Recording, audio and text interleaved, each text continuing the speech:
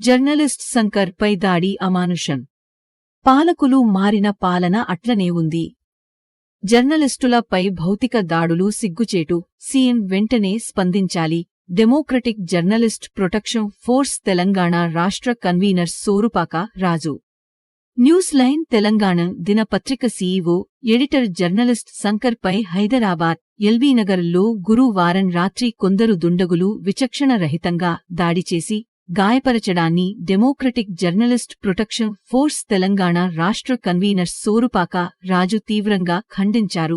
శనివారం హన్మకొండలో నీ నాయన్నగర్ యందు పత్రిక సమావేశంలో మాట్లాడుతూ నిజాలు చెప్పే జర్నలిస్టులపై ఇలా భౌతిక దాడులకు పాల్పడటం సిగ్గుచేటన్నారు. ప్రభుత్వాలు మారినా జర్నలిస్టుల విషయంలో పాలకుల పోకడ మారడంలేదని ఆయన ఆవేదన వ్యక్తం చేశారు.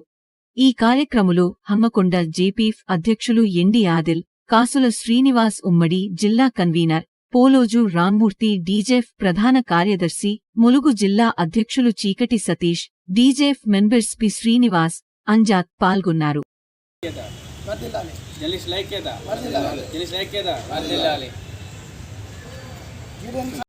హైదరాబాద్లో ఎల్బీనగర్ యందు news link Telangana editor CEO గారైన శంకర్ పైన మనోళ్ళు అమాయకులైన ఆగంతకులు దాడి చేసిన సందర్భంగా ఈ ప్రెస్ మీట్ ఏర్పాటు చేయడం జరిగింది.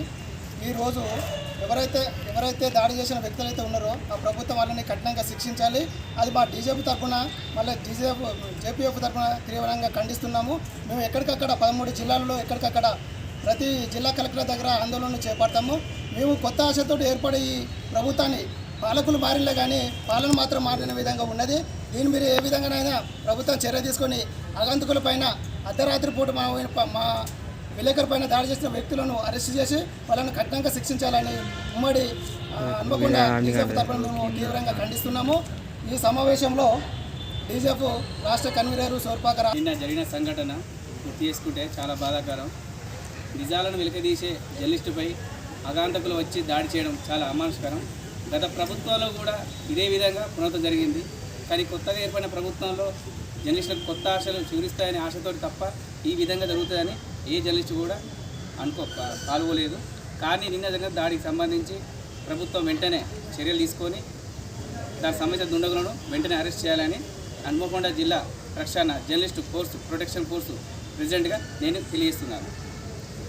ప్రజాస్వామ్యంలో ఫోర్త్ ఎస్టేట్గా పిలువబడుతున్న పత్రికా రంగానికి సంబంధించి శంకర్ అనే విలేకరిపై హైదరాబాద్లోని జరిగిన సంఘటనకు అంబేద్కర్ యువజన సంఘం నుండి తీవ్రంగా ఖండిస్తున్నాము.